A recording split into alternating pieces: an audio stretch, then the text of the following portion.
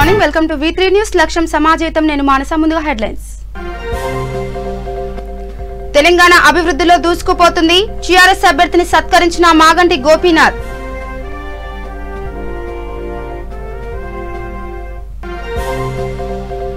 బీజేపీకి ఓటు వేసి తమను గెలిపించిన ప్రజలకు ధన్యవాదాలు నల్లకుంటలో ప్రతి ఒక్కరిని పలకరించిన అభ్యర్థి అమృత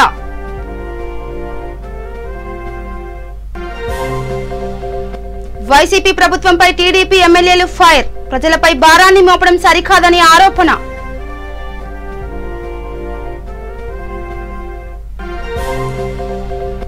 అబ్దుల్లాపూర్ మెట్లో ఇంజనీరింగ్ అధ్యాపకుల ధర్నా కరోనా పరిస్థితుల్లో జీతాలు చెల్లించలేదని ఆందోళన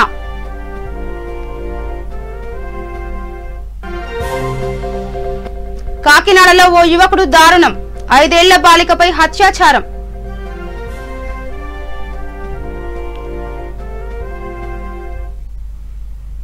ఇక డీటెయిల్స్ కెళ్తే టీఆర్ఎస్ పార్టీకి ఓటు వేసి గెలిపించిన గ్రేటర్ ఓటర్లకు Goshamahal division X corporation Mukesh Singh ధన్యవాదాలు తెలిపారు టీఆర్ఎస్ పార్టీ గెలిచినా ఓడినా తెలంగాణ అభివృద్ధికి తోడ్పడతామని ఆయన తెలిపారు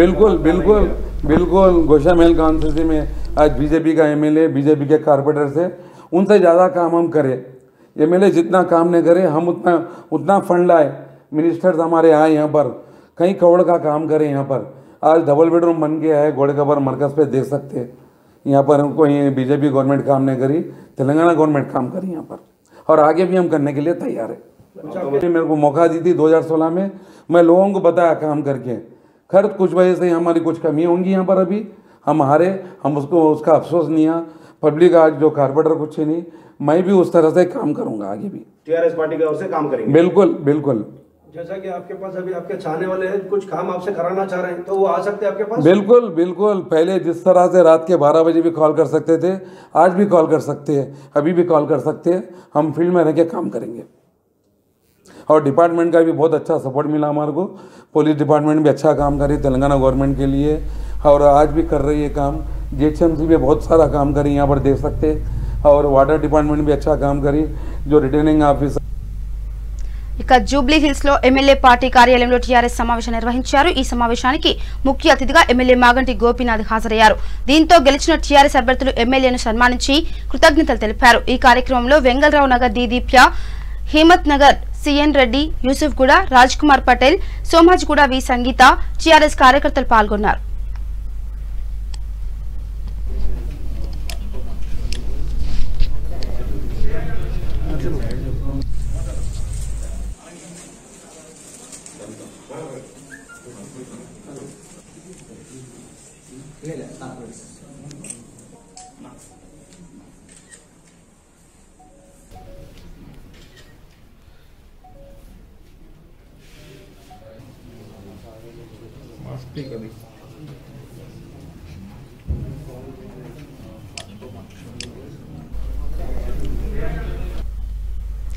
గ్రేటర్ హైదరాబాద్ ఎన్నికల్లో ప్రజలంతా భారతీయ జనతా పార్టీని పూర్తిగా నమ్మడం వల్లే అన్ని ప్రాంతాల్లో బీజేపీ అభ్యర్థులకు బలమైన ఓట్లు బ్యాంకు లభించిందని కూకట్పల్లి డివిజన్ బీజేపీ అభ్యర్థి పవన్ రావు తెలిపారు కూకట్పల్లి బీజేపీ కార్యాలయంలో పాల్గొన్న ఆయన డివిజన్ ప్రజలంతా బీజేపీకి మద్దతు తెలిపి ఓట్లు వేశారని కానీ స్వల్ప తేడాతో ఓటమి పాలయ్యానని కానీ తాను నైతికంగా విజయం సాధించినట్టు స్పష్టం చేశారు తాను కార్పొరేటర్ గా గెలవకపోయినా డివిజన్ ప్రజలకు నిరంతరం అందుబాటులో ఉంటానని హామీ ఇచ్చారు చెప్తున్నాను ఈ పార్టీ ఆఫీస్ లో కూడా మేము టైం ఇస్తాము ఓ సమయం నిర్ణయించుకొని ఆ సమయంలో మీకు ఎలాంటి సమస్య వచ్చినా కానీ ఇక్కడికే వచ్చి మాకు విన్నవించుకోవచ్చు మేము దాని గురించి స్పెషల్ దృష్టి పెడుతున్నాం కంపల్సరీ రాబోయే కాలం యువకులది దీనికి నిదర్శనమే ఈ రోజు నాకు ఒక అభ్యర్థి అవకాశం ఇచ్చి భారతీయ జనతా పార్టీ నాకు ఒక అవకాశం ఇచ్చి పోటీలో దింపింది కాబట్టి ఈ అవకాశాలన్నీ మనం ముందు ఇంకా రాబోతున్నాయి కాబట్టి యువకులకి అవకాశం ఇస్తుంది భారతీయ జనతా పార్టీ కాబట్టి మనం కంపల్సరీ యువకులందరినీ కలుపుకోబోతూ అట్లాగే పెద్దవాళ్ళందరి సీనియర్ నాయకులందరూ సలహా సూచనలు తీసుకుంటూ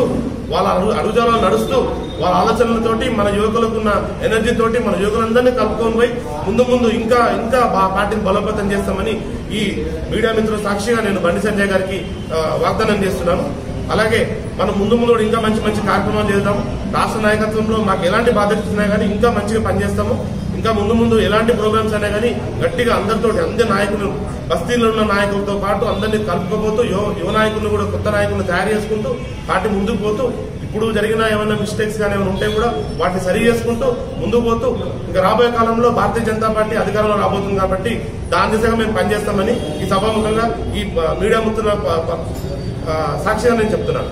మీరు ఎవరు దిగాలు పడాల్సిన అవసరం లేదు. ఈరోజు మనకి ఇంత ఓడిపోయినప్పటికీ మనకి ఇంత ఆదరణ పొందింది అంటే కారణం భారతీయ జనతా పార్టీ యువకులకి అవకాశం ఇచ్చింది. నాపై నమ్మకం ఉంచి నాకు ఇంత ఆదరణ ఇచ్చినందుకు ప్రజానికాన్ని కూడా నేను ఒకటే చెప్తున్నాను, మీ అందరూ కూడా మేము సపోర్ట్ ఉంటాం. మీ ఇలాంటి విషయానికి భయపడాల్సిన అవసరం లేదు. నేను కార్యకర్తలకు కూడా పేరున చెప్తున్నాను, మీకు ఎలాంటి ఇబ్బంది ఉన్నా నాకు ఫోన్ చేయొచ్చు. నా ఫోన్ నంబర్ మీ అందరి దగ్గర ఉంది. నేను ఎనీ టైం రాత్రైనా పగలైనా ఎప్పటికైనా మీకు అవైలబిలిటీ ఉంటాను.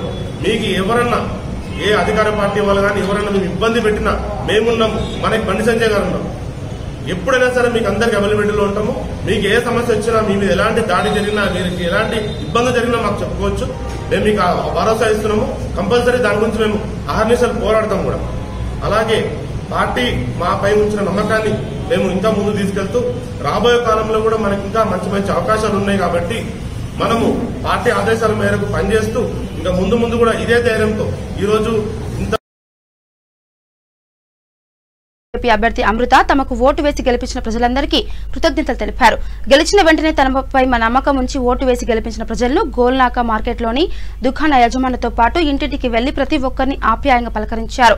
ఎన్నికల ముందు తాను చేసిన వాగ్దానాలను అమలు చేయడం నా బాధ్యత అని తెలిపారు. డివిజన్లో ప్రతి సమస్యను పరిష్కరిస్తానని ఆమె ప్రజలకు హామీ ఇచ్చారు. ఈ కార్యక్రమంలో గోపి, జంగయ్య బాబు, కె శ్రీనివాస్, గోవింద్ గుప్తా, అనురాధ, కె అనిత తదితరులు పాల్గొన్నారు.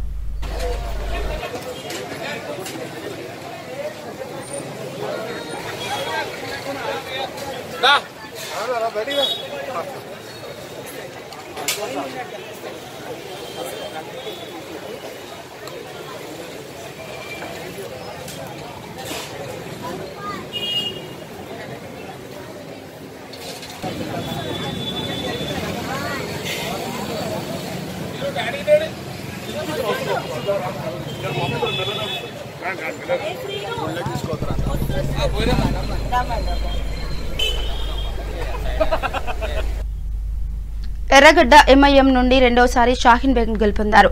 ఈ నేపథ్యంలో యూసుఫ్ ఫైన్ దర్గాకు ఆయన ప్రార్థన చేశారు. ఈ కార్యక్రమంలో మాజీ కార్పొరేటర్ షరీఫ్, ఎంఐఎం కార్యకర్తలు పాల్గొన్నారు.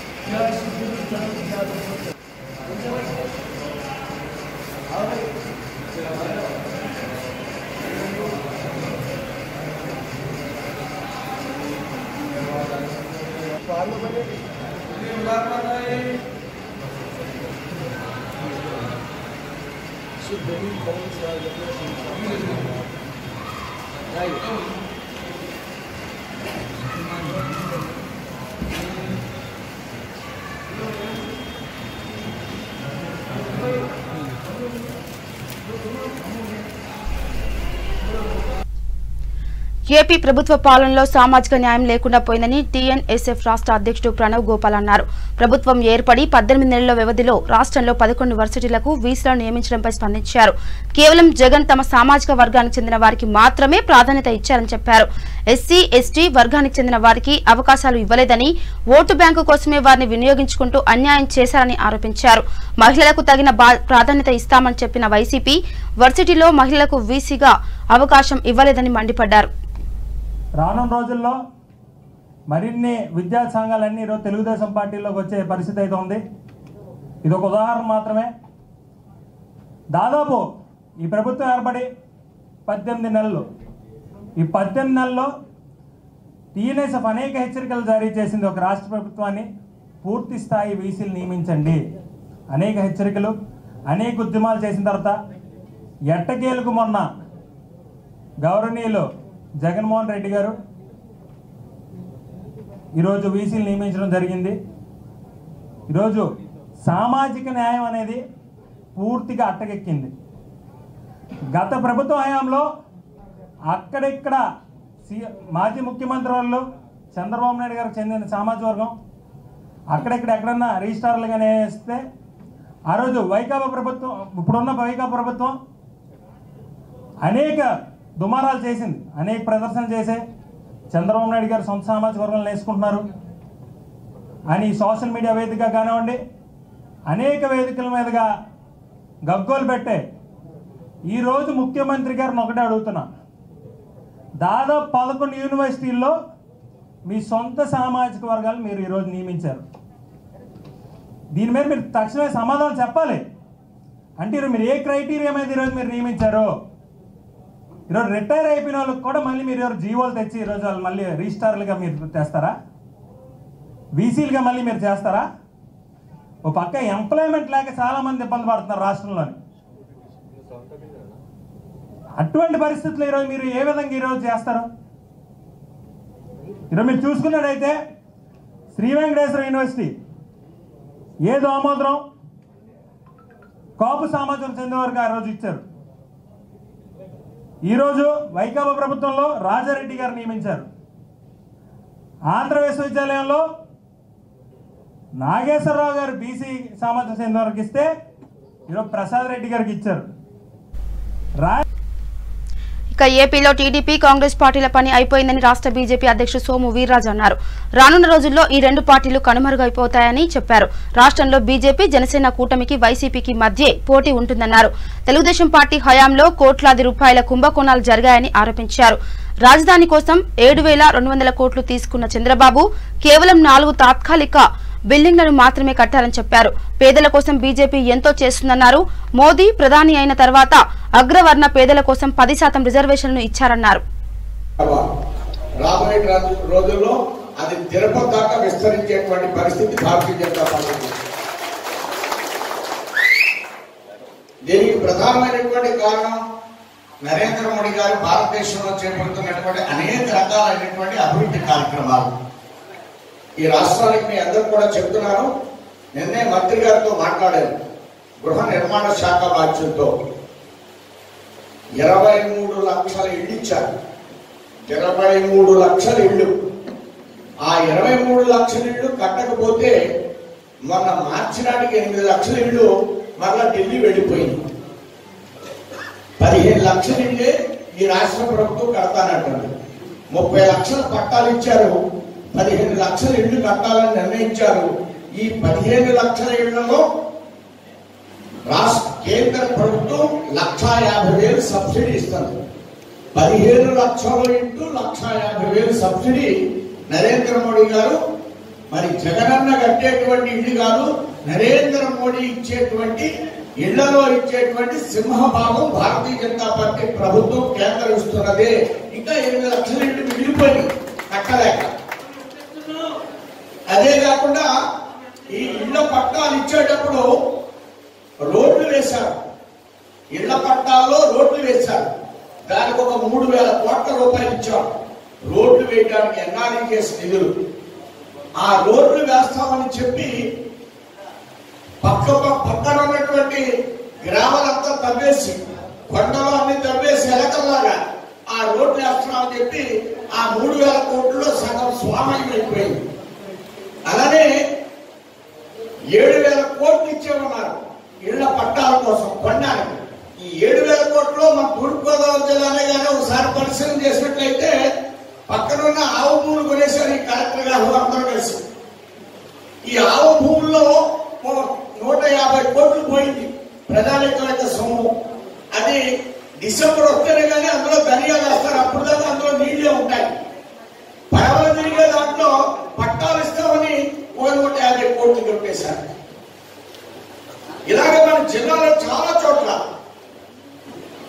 అటు పిఠాపురం దగ్గర, కాకినాడ దగ్గర ఇష్టం వచ్చిన రీతిలో 70 లక్షలు 60 లక్షలు ఇష్టం వచ్చినట్టుగా కొనేసి అందులో కూడా అవినీతి చేస్తున్నారు. ముఖ్యమంత్రి వైఎస్ జగన్మోహన్ రెడ్డి రైతులకు పెద్దపీట వేస్తున్నారని ఎమ్మెల్యే అబ్బయ్య చౌదరి అన్నారు. పాదయాత్ర సమయంలో ఫామ్ ఆయిల్ రైతులు పడుతున్న కష్టాలను చూసి సీఎం వైఎస్ జగన్ చలించిపోయారని పేర్కొన్నారు. అధికారంలోకి వచ్చాక పామాయిల్ కు గిట్టుబాటు ధర కల్పించడంతో పాటు రవాణా ఖర్చులు కూడా చెల్లించాలని నిర్ణయం తీసుకోవడం హర్షణీయమన్నారు. నివార్ తుఫాన్ సమయంలో నష్టపోయిన రైతులకు ఇన్ఫ్యూట్ సబ్సిడీ పరిహారం అందించామని చెప్పారు. హైదరాబాద్ లో వరదలు వచ్చినప్పుడు పవన్ కళ్యాణ్ ఎందుకు బయటకు రాలేదని ఎమ్మెల్యే అబ్బయ్య చౌదరి మండిపడ్డారు.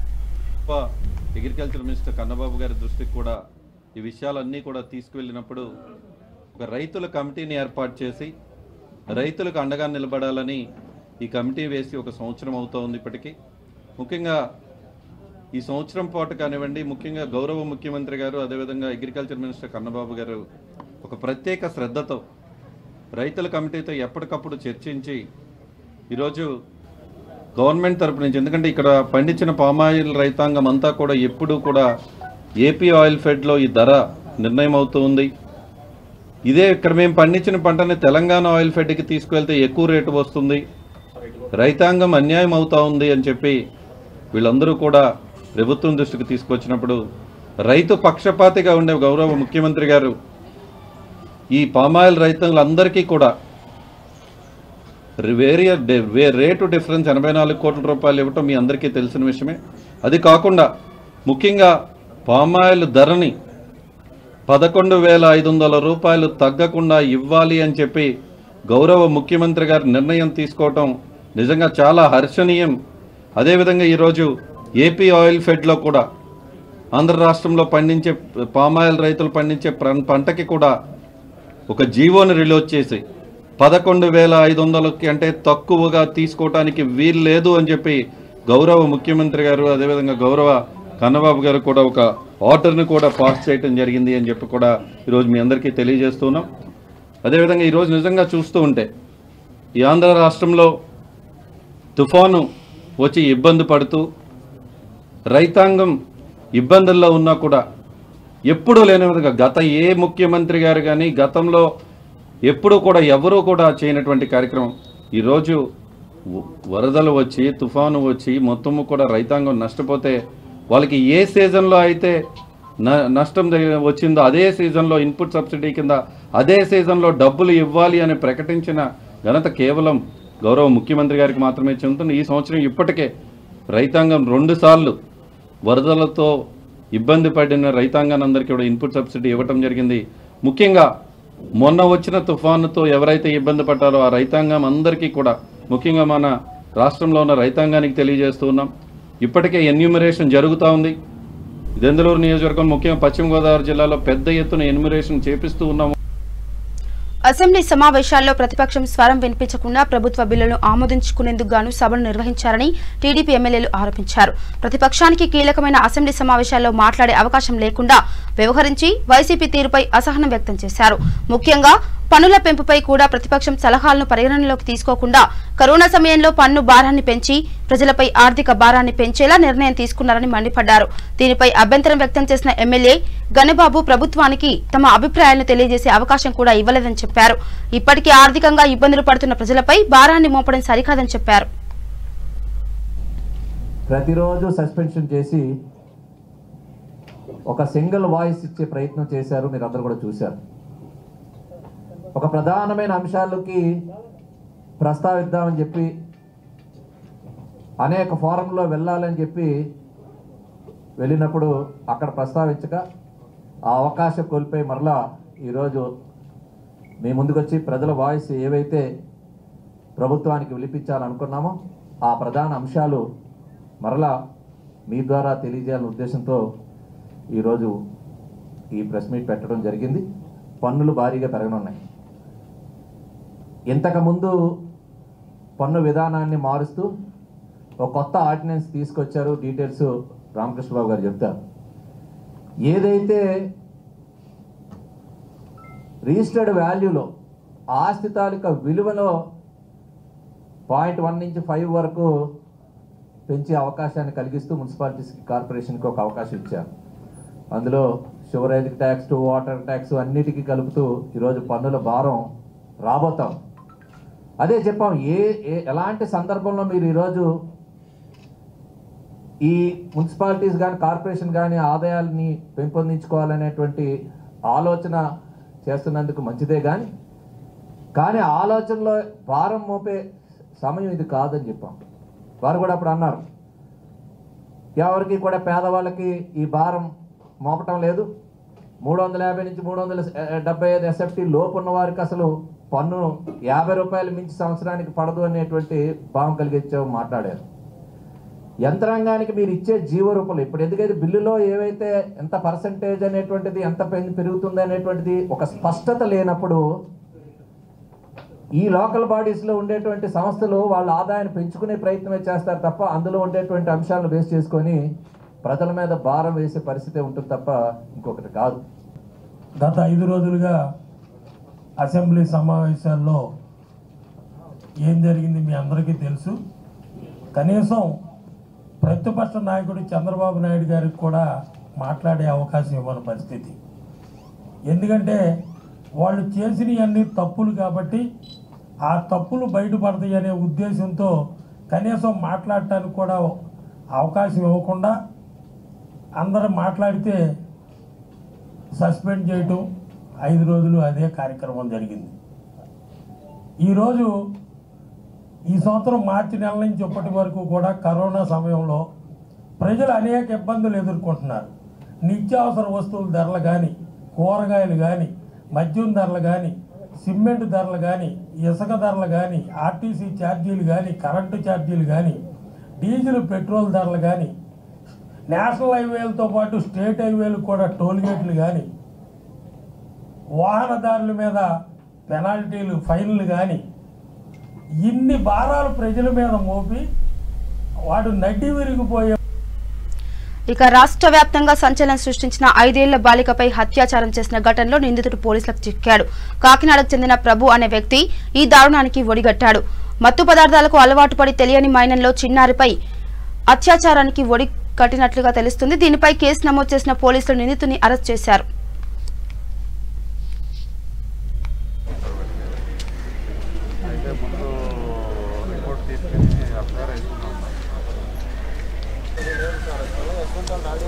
ఒంగోలు పనులకు వెళ్ళి ఉన్నారు, రాలేదు సార్. వచ్చాడో లేదా అనేది వెరిఫై చేస్తున్నాం సార్. అదే పాలసీలో ఇంకొక అతను ఉంటాడంటే ప్రెస్ మీట్ పెట్టిన కారణం మన 24, 25 నైట్కి జరిగిన ఈ ఇన్సిడెంట్ ప్రీవియస్ సెక్షువల్ అసాల్ట్ ఒక చిన్న పాపపై ఆ రోజు జరిగినాయి. సీక్వెన్స్లో చూస్తే నెక్స్ట్ మార్నింగ్ 25th మార్నింగ్ మనకి ఫస్ట్ ఇన్ఫర్మేషన్ రిపోర్ట్ వచ్చింది అక్కడ జీజీహెచ్ హాస్పిటల్ నుంచి చిన్న పాప గురించి. ఇమీడియట్లీ మన సిఐ గారు, డిఎస్పీ గారు అక్కడ వెళ్ళాం. Based on that complaint grand మదర్ని తీసుకున్న తర్వాత ఇమీడియట్లీగా ఇన్వెస్టిగేషన్ స్టార్టింగ్ జరిగింది. సైమల్టేనియస్లీ చిన్న పాపకి best possible medical help provide చేయడానికి జీజీహెచ్ కాకినాడ తరఫున all those efforts were being made. Surgeries were performed on the girl. First day low, Chinna Papa made a statement regarding possible suspect details. Idi sambandhamlo 2-3 రోజు we were focusing on that issue, but subsequently that did not work out.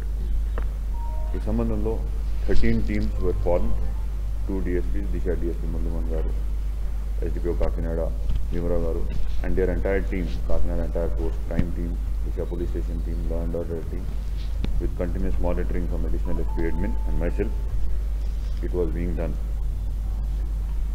In the subsequent investigation on the 3rd day, oka chinna clue vachindi manaki.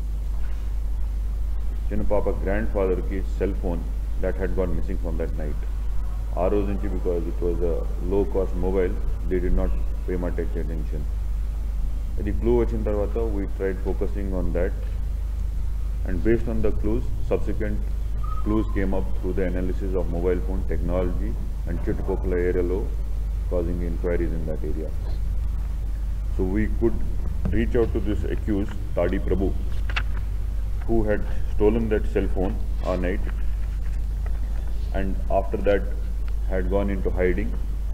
First 2 days he was escaped into a lodge. He hid himself there. After that he found that police team is reaching on to him. He managed to escape to Hyderabad. He spent few days there.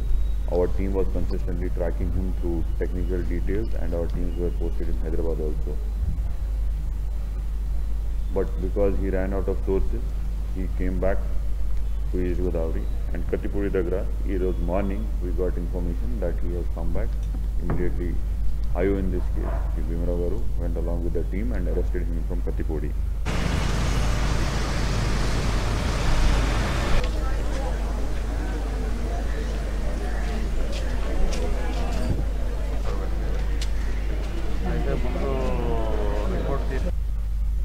Abdullapur met Arjun engineering కళాశాలలో పనిచేస్తున్న అధ్యాపకులు ధర్నా చేపట్టారు.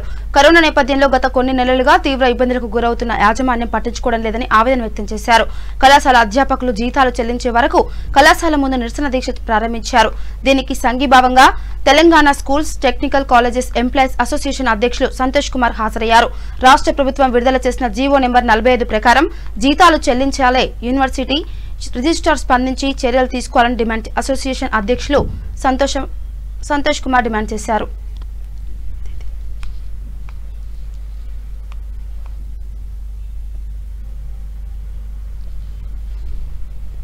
Corona పరిస్థితుల్లో జీతాలను వెంటనే చెల్లించాలి. Corona పరిస్థితుల్లో జీతాలను వెంటనే చెల్లించాలి. తొలగించిన అధ్యాపకులను చేర్చుకోవాలి. తొలగించిన అధ్యాపకులను చేర్చుకోవాలి. తొలగించిన అధ్యాపకులను చేర్చుకోవాలి. ప్రిన్సిపాల్ గారు స్పందించాలి. ప్రిన్సిపాల్ గారు స్పందించాలి. ప్రిన్సిపాల్ గారు స్పందించాలి. అర్జున్ కాల చైర్మన్ స్పందించాలి. అర్జున్ కాల చైర్మన్ స్పందించాలి. అర్జున్ కాల చైర్మన్ స్పందించాలి.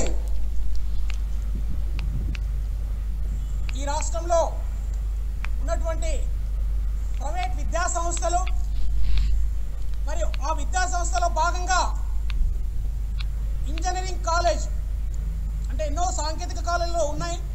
మరి ఈరోజు అబ్దుల్లాపూర్ మెట్ మండలంలో ఉన్నటువంటి మౌంట్ ఎఫెరే దగ్గర ఉన్నటువంటి అర్జున్ కాలేజ్ యాజమాన్యం గత కొన్ని నెలలుగా జీతాలు చెల్లించకుండా ఇబ్బందులు పెడుతూ అధ్యాపకులను రోడ్డు మీద పడే పరిస్థితి ఏర్పాటు చేసింది. ఇలా ఒకటే నేను అడిగేది, ఈరోజు జీతాలు చెల్లించకుండా స్పందించకుండా ఇలా వారి కుటుంబాలను రోడ్డు మీద పడేసి రాజభోగం అనుభవిస్తున్నటువంటి మీరు, ఇంతమంది అధ్యాపకులు చూస్తుంటే దాదాపుగా మీకు చూస్తే కనపడుతుంది ఇక్కడ టీచింగ్ అండ్ నాన్ టీచింగ్ ప్రతి ఒక్కరు కూడా ఇబ్బందులు పడుతున్నారు. కనీసం కూడా కనికరం లేకుండా ఒక అధ్యాపకుడు కారుకు అడ్డంగా పోయిన జీతం చెల్లించండి అంటే కూడా స్పందించకుండా నువ్వు వస్తే నాకేంది భర్త నాకేందని మాట్లాడుతూ ఒక ఆడపడచ్చు 7 నెలల గర్భంతో ఉండి కూడా మరి ఉన్నటువంటి నిబంధనలను పక్కకు పెట్టి ఆ తల్లిని ఉద్యోగం నుంచి తొలగించి కనీసం జీతం కూడా ఇవ్వకున్నటువంటి పరిస్థితి ఈ అర్జున్ కాలేజీలో ఉంది.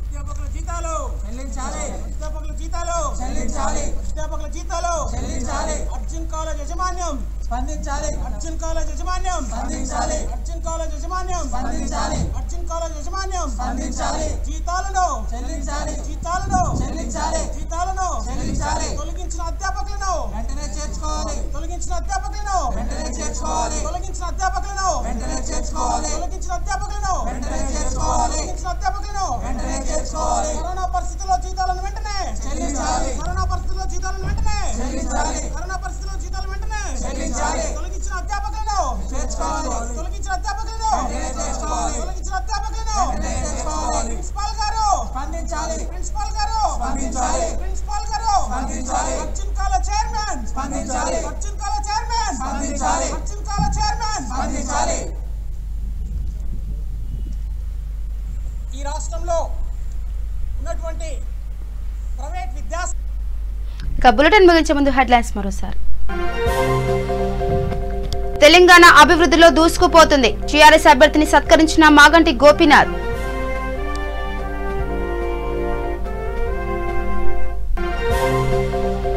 బీజేపీకి ఓటు వేసి తమను గెలిపించిన ప్రజలకు ధన్యవాదాలు. నల్లకుంటలో ప్రతి ఒక్కరిని పలకరించిన అభ్యర్థి అమృత.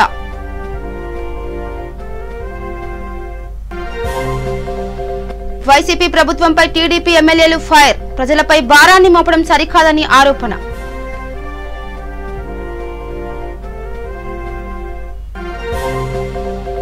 అబ్దుల్లాపూర్ మెట్లో ఇంజనీరింగ్ అధ్యాపకుల ధర్నా. కరోనా పరిస్థితుల్లో జీతాలు చెల్లించలేదని ఆందోళన.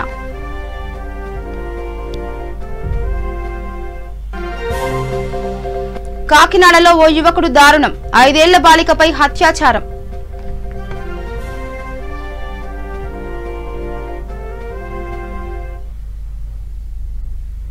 ఇవి bulletin updates. Keep watching V3 news. లక్ష్యం సమాజైతే. నమస్కారం.